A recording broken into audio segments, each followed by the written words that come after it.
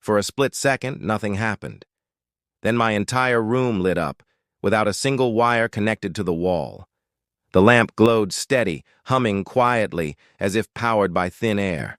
No generator, no battery, no trick, just light. What you're about to hear sounds impossible, but it's real. This is the story of how I bought Maxwell Chikumbutso's free energy device, tested it myself, and discovered something that I still can't explain.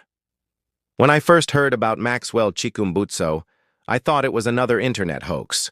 A man from Zimbabwe claiming he built machines that could run forever. No fuel, no plug, no emissions.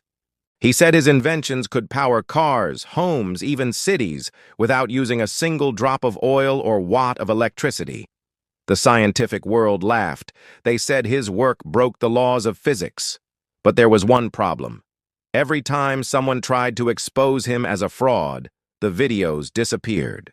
The company he started, Scythe Technologies, vanished. And the few journalists who had visited him in person all said the same thing. The machines worked.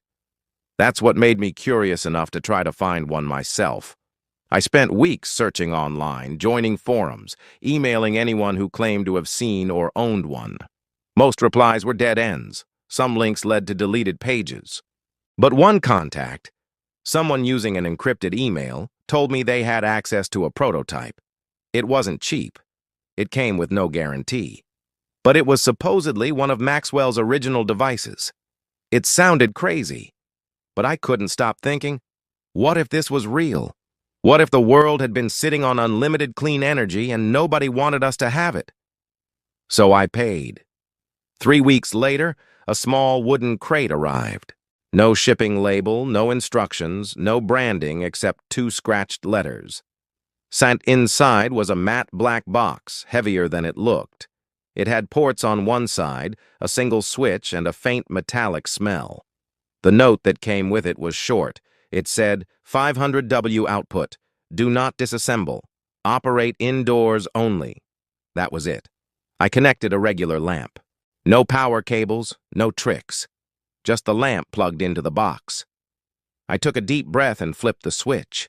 A quiet hum filled the room. Then, light. I froze. I checked the wall sockets. Nothing. I traced the wires. Nothing. Yet the bulb kept glowing, bright and steady. I measured the voltage. Consistent. No sign of a battery, no drop in current. It was like the box was pulling energy out of thin air. I recorded everything. I tested it for hours. The readings stayed the same. No drop, no fluctuation. It shouldn't have worked, but it did. At first, I thought maybe it was a stored charge or a hidden battery, so I opened the back panel carefully. Inside was a dense web of circuitry, coils, and components I didn't recognize. No battery, no capacitor big enough to explain that kind of output. That's when I started to feel something else. Fear. Because if this thing was real, I wasn't just holding an invention. I was holding a secret someone didn't want to exist. And then, strange things started happening. My phone glitched. My Wi-Fi router crashed. One of my email accounts, the one I used to contact the seller, was deleted overnight. I ignored it until I got a message from an unknown number. It said, "Stop testing. You don't know what you're dealing with." That was the exact moment the device stopped working.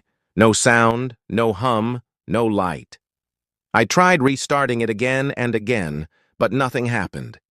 It was like someone, somewhere, had switched it off remotely. Before I show you how I got it working again, make sure you hit subscribe, because the next part of this story is where things get seriously strange. I started digging deeper. I looked up old interviews, news articles, anything about Maxwell. But one by one, I realized everything had been erased. YouTube videos gone, archive pages missing. Even cached copies of his interviews led to dead links. It was like his entire career had been deleted from the internet, but I found a few traces. In one interview from years ago, Maxwell said he built his machines using principles that capture electromagnetic energy that already exists in the environment. He claimed the Earth's atmosphere held endless power, and that his invention simply tapped into it.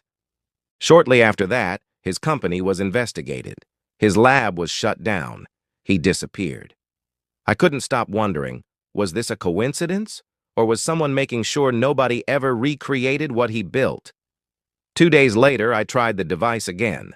I noticed a faint LED flicker deep inside, like it was trying to start. I left it plugged in for a few minutes. Slowly, the hum returned. The voltage readings climbed. Then, for a brief moment, it worked again. This time, I recorded every second. I used a multimeter, an oscilloscope, everything. The output was consistent. The input? Zero. No measurable draw from any external source.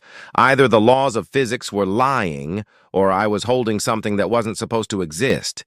It kept running for another 20 minutes, powering multiple lights and a small fan. Then it stopped.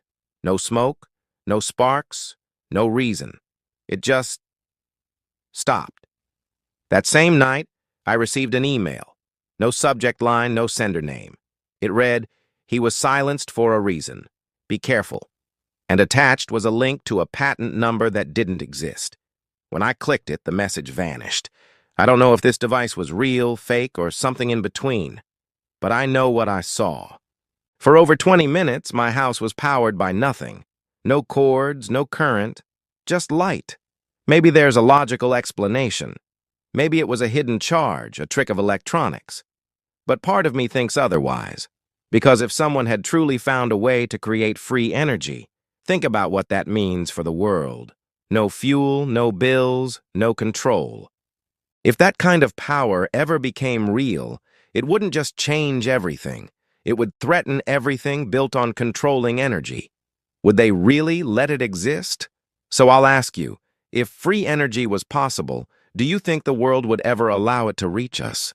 Comment your theory below. I read every single one. And don't forget to subscribe, because next week, I'm testing another invention they said was impossible. ChatGPT can make mistakes. OpenAI doesn't use Arslan's workspace data to train its MADI.